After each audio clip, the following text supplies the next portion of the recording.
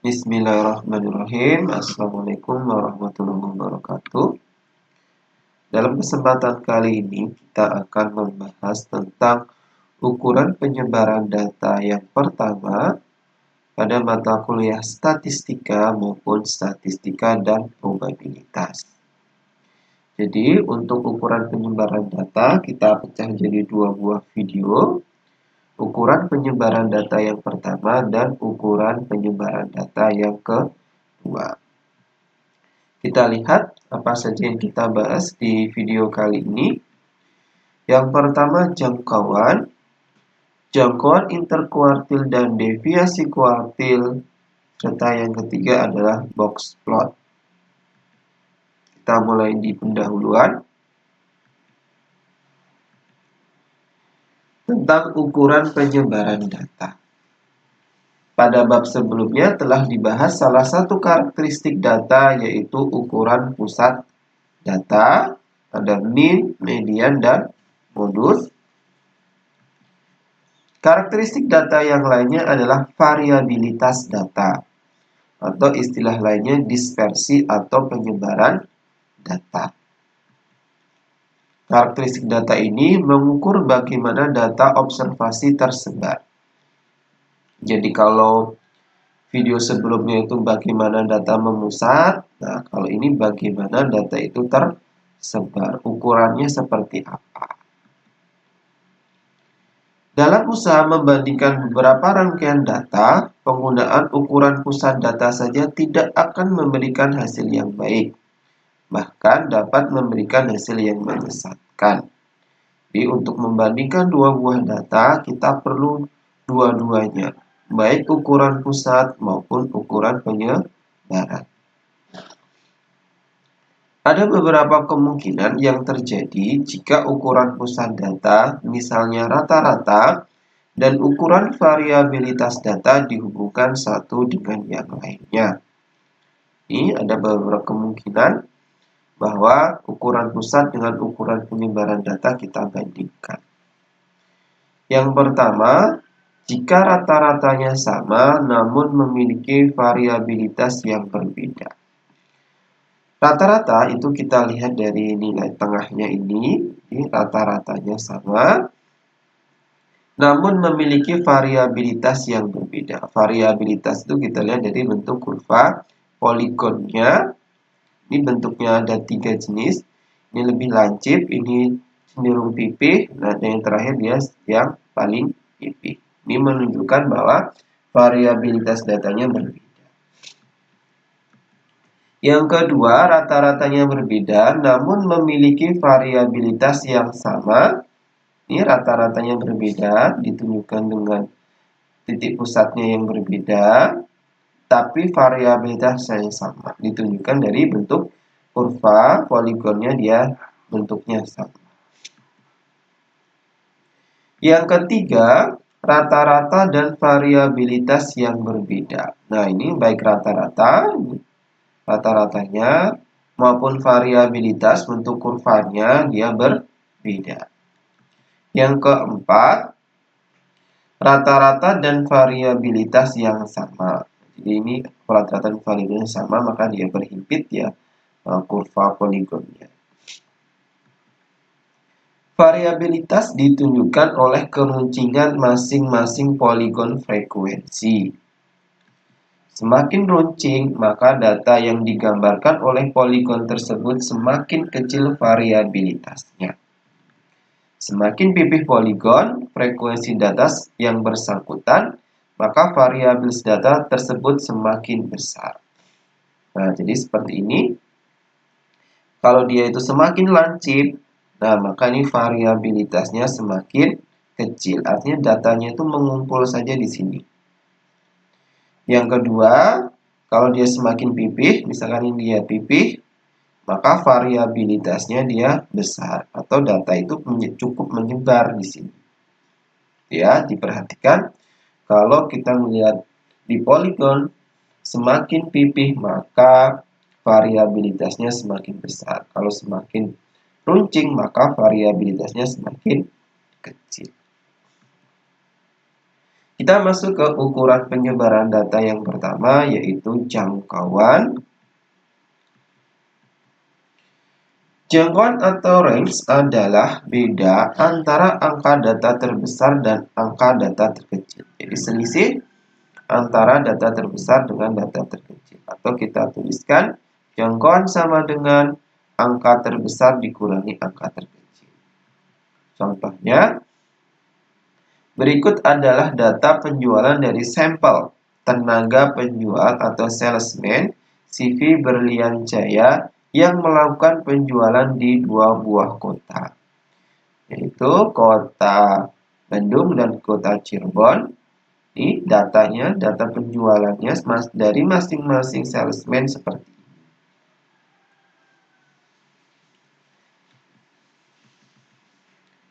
Jangkauan nilai penjualan tenaga penjual CV Berlian Jaya di Bandung dan di Cirebon adalah, ya kita tinggal kurangkan data terbesar dikurangi data terkecil.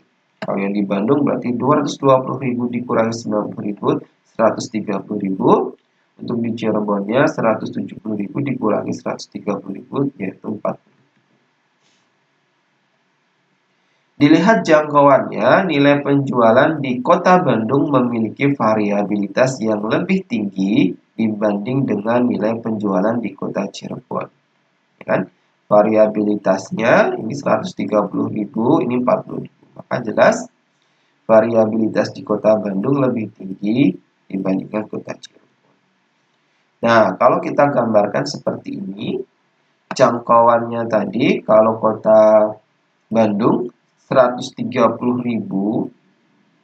Nah, kalau dia di Cirebon itu 40.000. Nah, bisa kita lihat ya bahwa ternyata kalau variabelnya besar itu datanya menyebar. Nah, datanya cukup menyebar di sini. Berbeda dengan kalau variabilitasnya kecil, maka dia cenderung datanya itu mengumpul. Nah, mengumpul di sini. Itu perbedaan variabilitas yang besar dan variabilitas yang kecil. Jangkauan merupakan alat yang mengukur variabilitas yang paling sederhana, ya, karena cuma mencari selisih yang terbesar dan terkecil. Ukuran ini memiliki kelemahan, yaitu pengukuran tidak melibatkan seluruh data.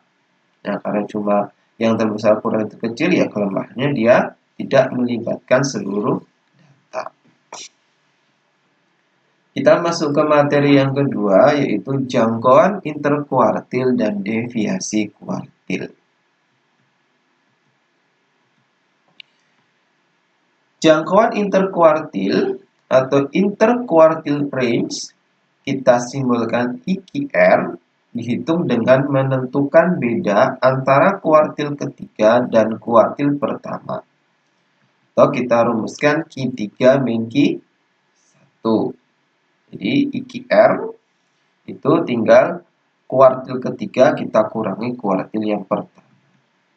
Nah, kalau deviasi kuartil atau quartile deviation kita simbolkan QD, dihitung dengan menentukan rata-rata antara kuartil ketiga dan kuartil pertama. Ini berarti Q3 min Q1 dibagi 2. Seperti halnya dengan jangkauan, perhitungan IQR dan QD juga tidak melibatkan seluruh data yang ada. Sama, karena ini cuma pakai Q3 dan Q1. Untuk menentukan kuartil, nanti kita ada 2 buah metode yang dapat digunakan. Yang pertama, metode belah 2. Metode belah 2 itu konsepnya tinggal kita belah 2 si data yang ada, yaitu langkah pertama, tentukan median atau kuartil kedua dari data. Di data kita belah dulu jadi 2, kita tentukan kuartil 2-nya. Nah, selanjutnya kuartil 1 itu diperoleh dari median dari sisa yang depan. Jadi data yang sisa di depan kita belah 2 jadi 2 lagi, maka jadi Q1. Sedangkan Q3 yaitu median dari data sisa belakang. Q3 yang belakang kita belah 2 lagi. Dan metode yang kedua adalah metode interpolasi. Kita mulai dulu dari metode belah dua. Ini contohnya. Ini sama penjualan di Kota Bandung dan di Cirebon. Nah, tapi datanya sudah saya urutkan. Jadi kalau mencari kuartil itu harus data yang sudah terurut. Pertama, kuartil kedua kita tentukan dulu karena datanya di sini ada 6. Maka kuartil keduanya data di antara 3 dan 4. Data antara 3 dan 4. Ini kuartil kedua di tengah-tengah sini. Nah, maka sisa yang atas masih ada 3 data, sisa yang bawah juga masih ada 3 data. Nah, 3 data kita belah 2 lagi, maka kuartil ke-1-nya ada di data ke-2. Nah, di sini, maka terus kuartil ke-3-nya dia ada data ke-5. Ya, jadi kita tentukan dulu kuartil 2, belah tengah buat nyari kuartil 2. Sisa yang depan kita bagi 2 lagi buat kuartil 1, sisa belakang kita belah 2 lagi buat kuartil ke. Oke, berarti IQR-nya di Kota Bandung itu Q3 min Q1, Q3-nya 180, Q1-nya 110, maka 70. QD, quartile deviation-nya berarti 70 tadi kita bagi 2, 35. Kalau di Kota Cirebon, berarti IQR-nya 160, Q3-nya dikurangi Q1-nya 140, 20. Kalau QD-nya berarti 20 dibagi 2, 10. Nah, dari sini terlihat bahwa data penjualan Kota Bandung memiliki variabilitas yang lebih besar daripada Kota Cirebon. Sama dengan di jangkauan, kesimpulannya juga sama bahwa Kota Bandung memiliki variabilitas yang lebih besar daripada Kota Cirebon.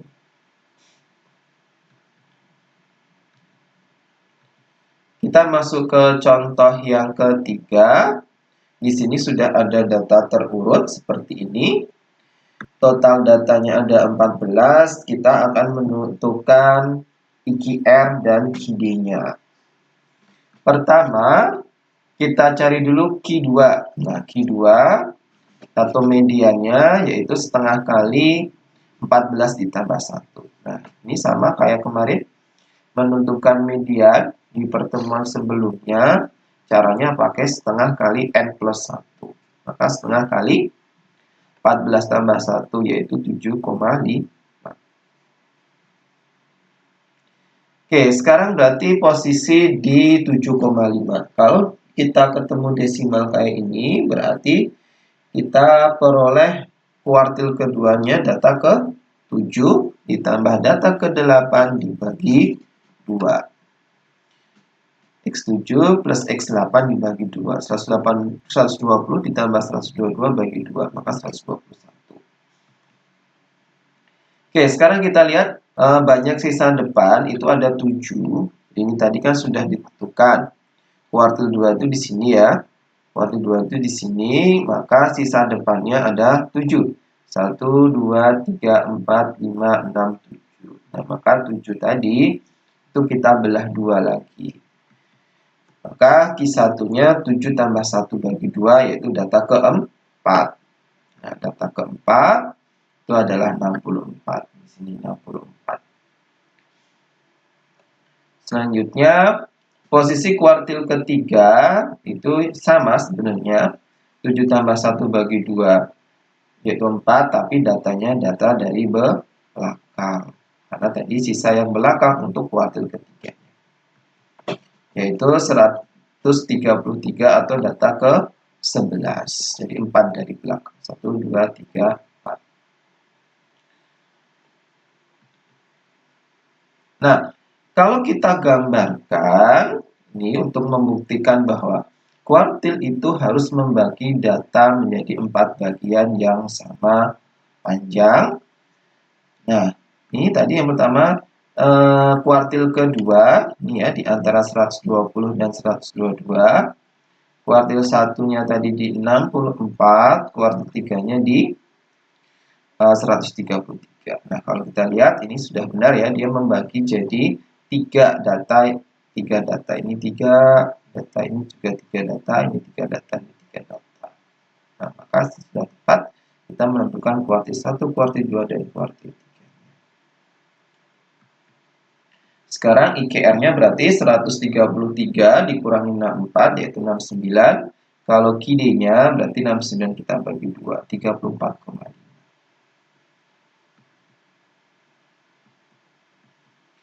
Kita ke contoh nomor 4. Nih, datanya saya tambah, ada 17 data. Maka kita tentukan dulu kuartil keduanya, yaitu 17 tambah 1 bagi 2, berarti data ke 9. Q2-nya yaitu, ini revisi ya, berarti ini harus Q2-nya harusnya X9. X9 itu hasilnya 122.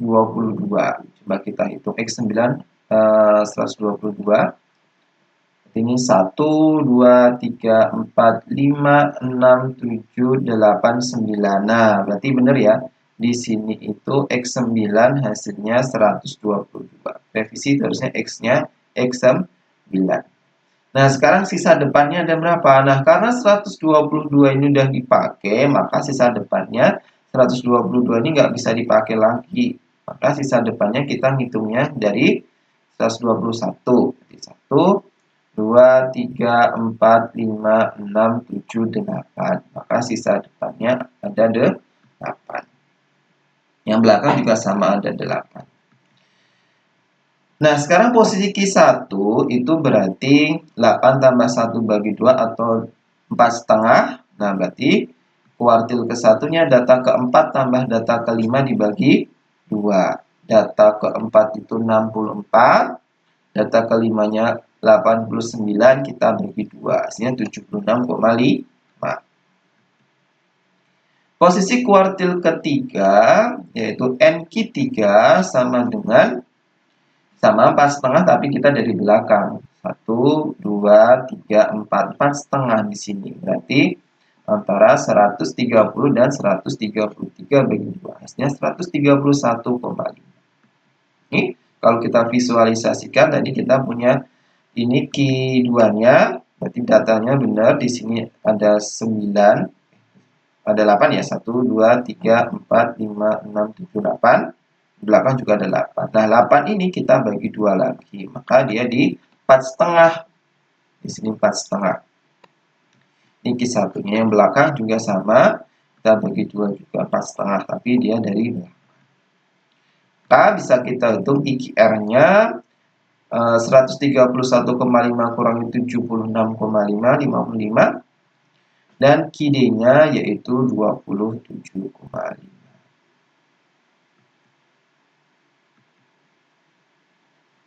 Sekarang metode interpolasi. Nah, kalau kita lihat tadi, kalau datanya cukup besar, itu kita cukup kewalahan.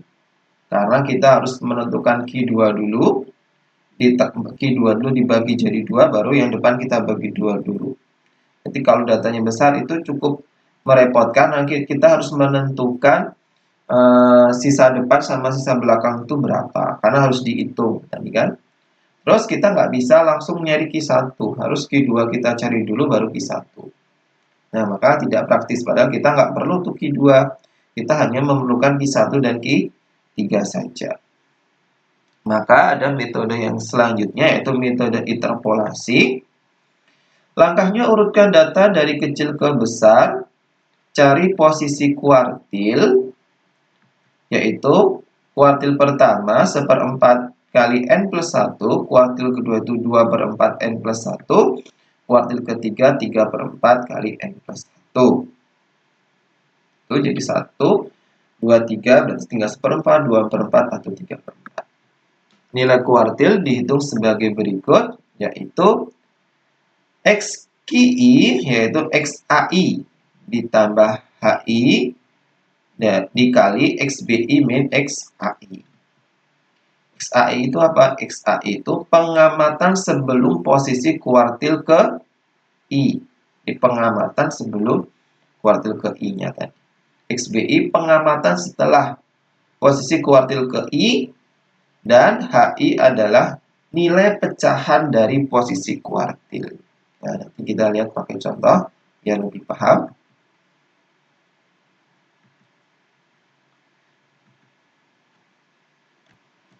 Berikut datanya sama persis dengan contoh ketiga, tapi kali ini kita mau menentukan dengan metode interpolasi. Oke, banyaknya data ada 14, maka posisi Q ke I, yaitu tadi 1/4 N plus 1, maka 1/4 dikali 15, 37,5. Posisi kuartil kedua, yaitu 2/4 kali 14 tambah 1, 7,5. Posisi kuartil ketiga, 3/4, 14 plus 1, yaitu 11,25. Nah, kuartil 1 itu berarti tadi hasilnya 3,75. Nah, caranya 3,75 ini artinya data ke-3 ditambah 0,75 X4 min X3. Ya, 3,75 artinya 3. Ini untuk X3, 7,5 dikali X4 dikurangi X3. Maka hasilnya 45. Data ketiga itu 45 dikali 0,7564 dikurangi 45. Nah, hasilnya 59,25. Kuartil kedua itu tadi 7,5, berarti data ke-7 ditambah 0,5 selisih antara data ke-8 dan data ke-7. Hasilnya data ke-7 120 ditambah 0,5 dikali 122 kurangi 120, yaitu 121. Kuartil ketiga berarti X3. Kuartil ketiga berarti tadi 11,25 posisinya, berarti X11 ditambah 0,25 X12 min X11, yaitu data ke-11 itu 133 ditambah 0,25 150 dikurangi 133, hasilnya 137,25. Maka IKR-nya 137,5 min 59,25 hasilnya 78,25, dan QD-nya 78,25 tadi kita bagi 2, yaitu 39,125. Oke, kalau kita perhatikan ini hasilnya berbeda dengan hasil sebelumnya di contoh 3. Di contoh 3 tadi kita gunakan metode belah 2, ini kita gunakan metode interpolasi. Nah, memang dari dua metode ini bisa jadi hasilnya berbeda. Kenapa berbeda? Karena kalau dia itu interpolasi, ini tidak harus dibagi 2. Ya, tadi kalau kita perhatikan depan tadi, kebanyakan itu kalau dia tuh desimal, itu kita cari rata-ratanya saja. Kalau ini enggak, kalau dia 0,75 ya tetap 0,75 sisanya. 0,25 tetap 0,25. Jadi ini memang hasilnya berbeda.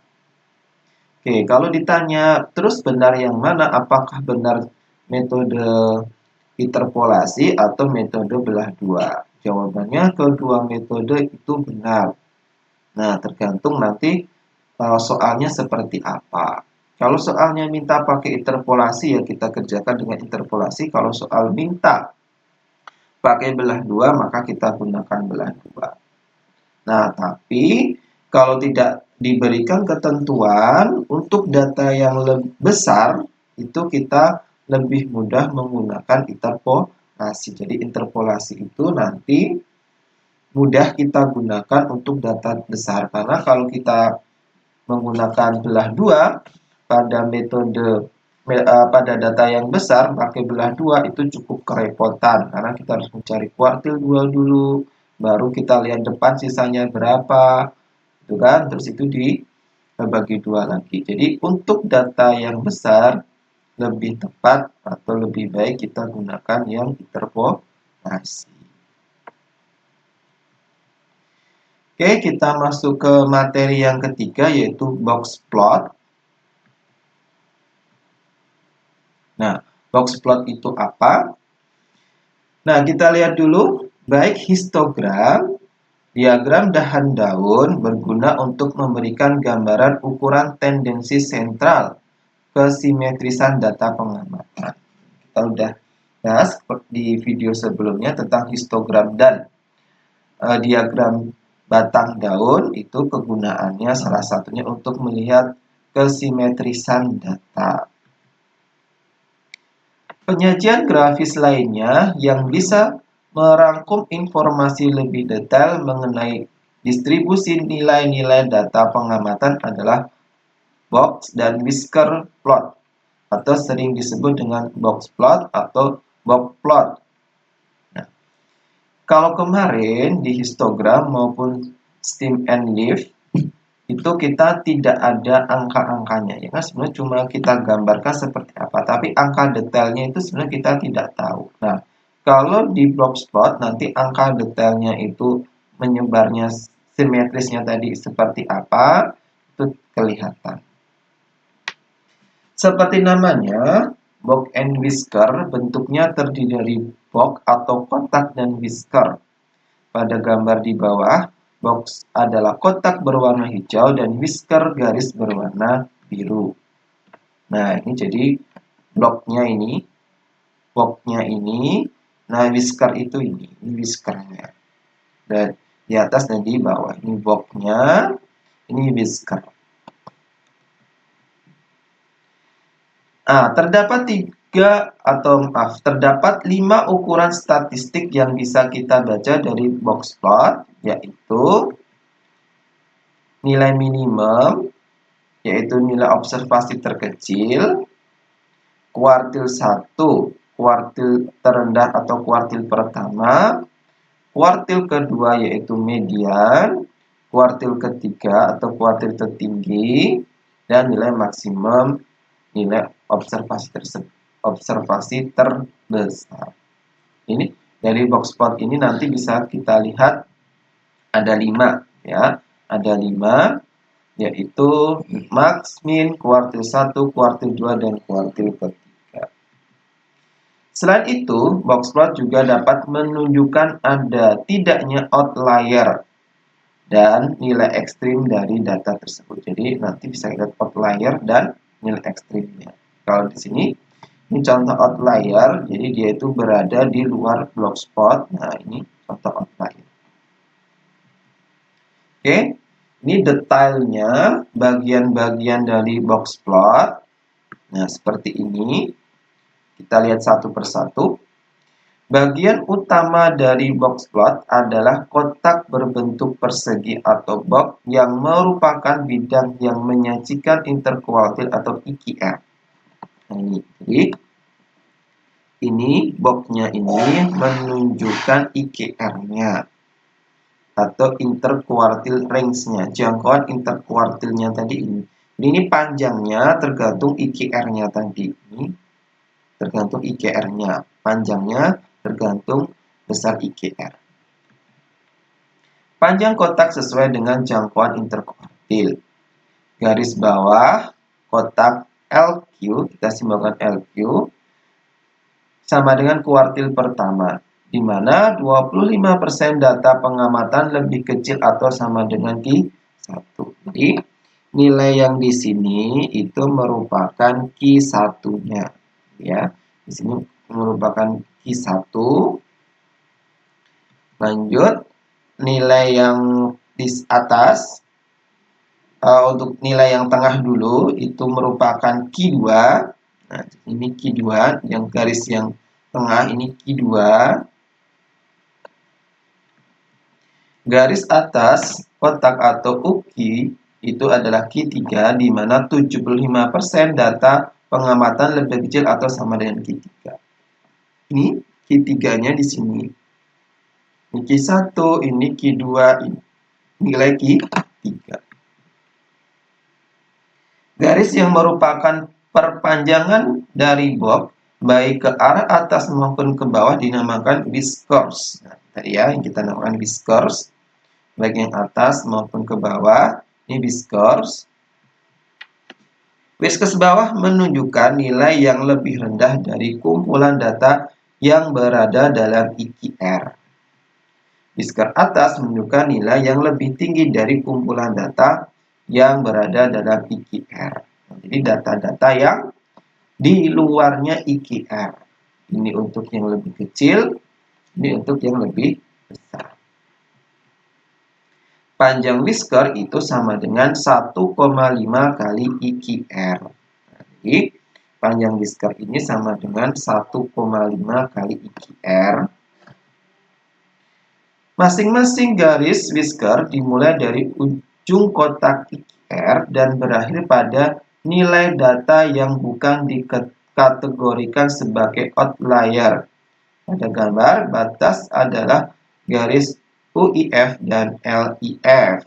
UIF dan LIF. Ya, jadi masing-masing. Nah, ini UIF dan LIF tadi sama aja 1,5 kali IR. Itu. Dengan demikian, nilai terbesar dan terkecil dari data pengamatan tanpa termasuk outlier masih merupakan bagian dari box plot yang terletak tepat di ujung garis tepi whiskers. Tuh. Kita lihat ke bagian yang lainnya. Nah, sekarang apa sih sebenarnya definisi dari outlier dan nilai ekstrim? Nah, kita lihat satu persatu. Nilai outlier adalah nilai data yang letaknya lebih besar dari 1,5 panjang kotak atau IQR. Diukur dari UQ atas kotak dan LQ batas kotak. Pada gambar di atas ada dua data pengamatan yang merupakan outlier, yaitu data case 33, case 55. Ada pada B garis ke-33 dan garis 35. Nah, coba kita lihat. Nah, kalau di sini outlier itu yang tadi lebih dari 1,5 kali panjang IQR. Nah, jadi kalau ini tadi whiskers ke sini, whiskers itu kan 1,5 kali IQR. Ini 1,5 kali IQR. Nah, kita tambah lagi 1,5 kali IQR. Ini kalau dia kurang dari 1,5 IQR itu namanya outlier. Maka di sini outliernya itu 33 dan 55 karena dia masuk di 1,5 IQR. Jadi kalau dia kurang dari 1,5 IQR tapi dia di luar whiskers, ini kita namakan outlier. Nah, kalau di program, nah itu beda ya, outlier itu lingkaran seperti ini. Nah, nanti beda kalau ini nilai ekstrim. Ini bisa dibedakan nanti.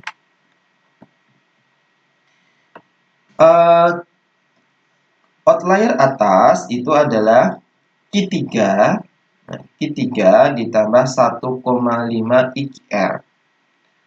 Batas kirinya, batas kanannya Q3 ditambah 3,5 kali IQR. Nah, Q3 berarti tadi di sini ya, Q3 di sini.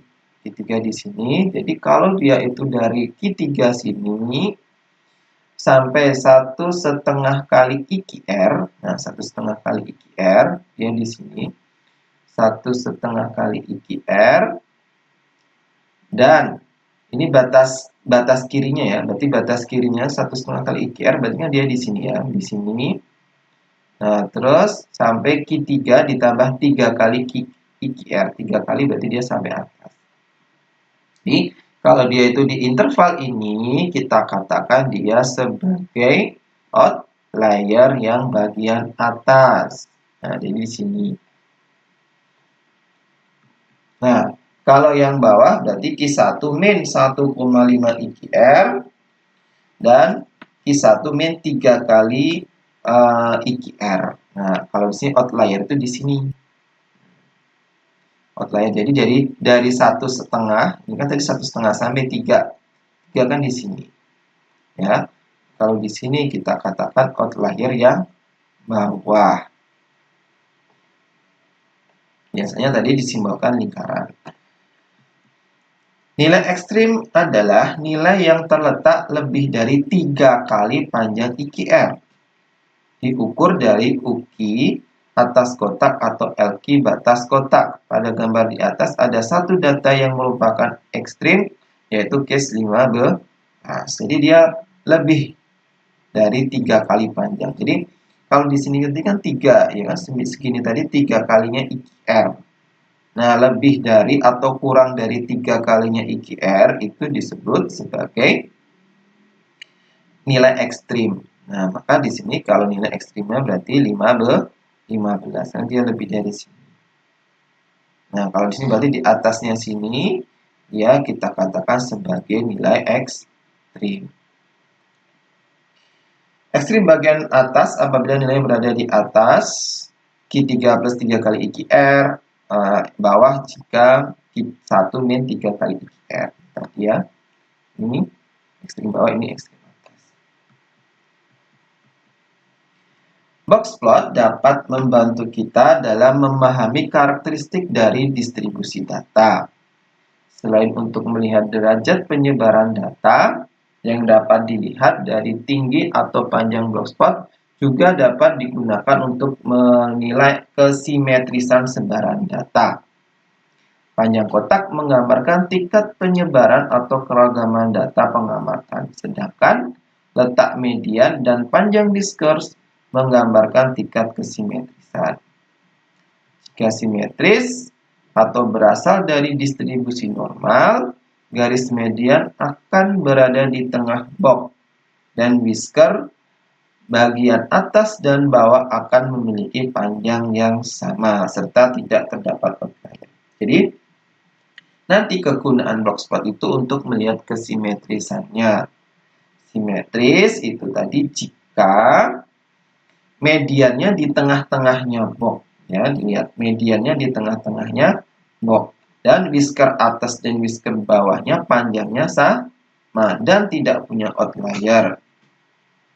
Jika data tidak simetris atau miring, median tidak akan berada di tengah box. Jadi contoh sebelumnya tadi dia nggak simetri ya, karena mediannya itu tidak di tengah box, berada di tengah box, dan salah satu dari whisker lebih panjang dari yang lainnya.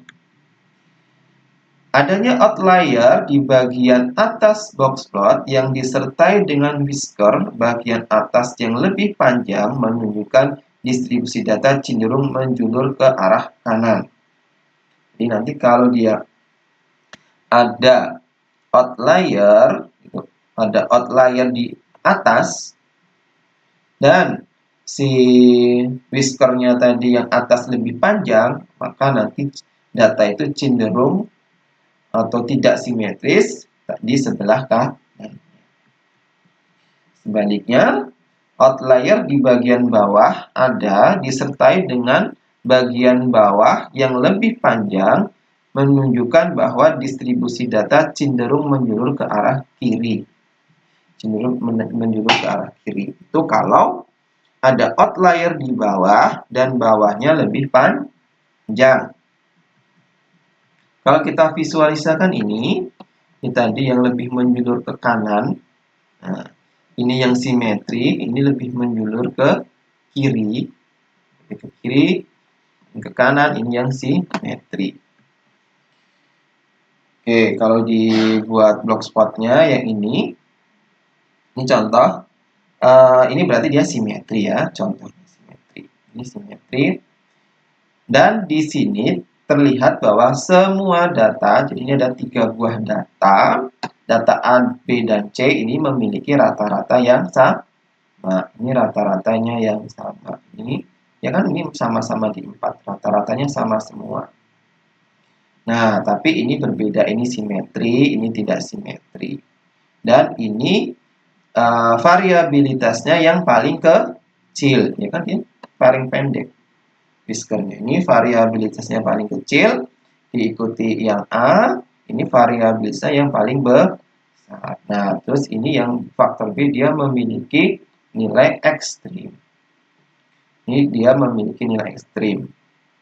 Itu ya, jadi Blogspot dapat kita gunakan untuk membandingkan dari sekumpulan data.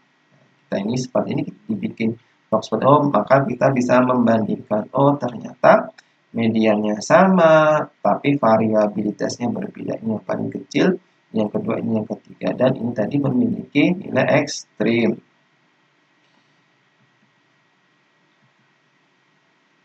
Oke, kita ke contoh bagaimana membuat Blogspot. Ini ada di contoh 4 ya, saya ngambil data di contoh 4 sudah lengkap. Q1-nya 76,5, Q2-nya 122, Q3-nya 131,5, IKR-nya 55, nilai min-nya 20, nilai max-nya 180. Nah, kita lihat dulu kriteria outlier-nya dulu. Outlier itu tadi jika di antara Q3 plus 1,5 IKR, Q3 plus 3 kali IKR. Nah, jadi tinggal kita masukkan Q3-nya kita substitusi, IKR-nya tadi 55, ini juga sama, maka diperoleh ini. Jadi, dia masuk outlier jika di antara 214 dan 296. Atau, ini yang bawah, karena ada dua atas dan bawah. Ini yang outlier yang bawah, Q1 min 1,5 IKR, lebih besar dari outlier, lebih besar dari Q1 min 3 kali IKR. Nah, tinggal kita masukkan, maka outliernya dari min 1,5 sampai min 8,5. Jadi kalau masuk interval ini berarti dia ada outlier atas, ini outlier yang bawah. Selanjutnya suatu nilai dikatakan ekstrim jika tadi sesuai yang penjelasan sebelumnya atas lebih besar dari Q3 plus 3 kali IKR, kalau yang bawah kecil dari Q1 min 3 kali IKR. Maka ekstrim jika lebih besar dari 296,5 dan kurang dari 88,5. Ini revisi ya, ini harusnya minus ini. Ini minus. Sama seperti ini harusnya minus. Minus 88,5. Nah, dari sini maka kita bisa mendeteksi tidak ada outlier dan tidak ada nilai ekstrim. Karena dari data kita tadi nggak ada yang memenuhi outlier atau tidak ada yang memenuhi nilai ekstrim. Nah, dari informasi yang didapatkan, selanjutnya kita buat blogspotnya sebagai berikut.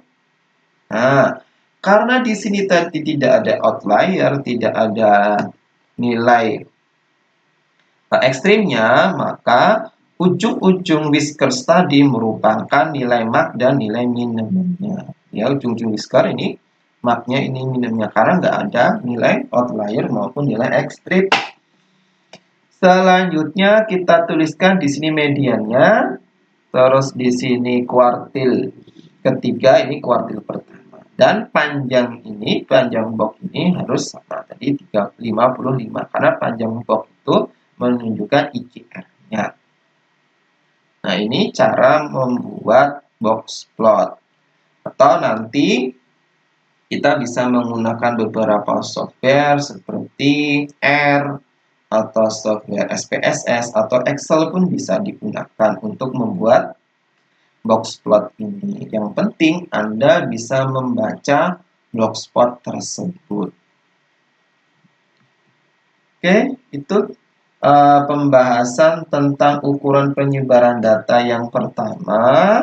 Nanti kita lanjutkan ke ukuran penyebaran data yang kedua. Sekian pembahasan kali ini, semoga bermanfaat. Wassalamualaikum warahmatullahi wabarakatuh.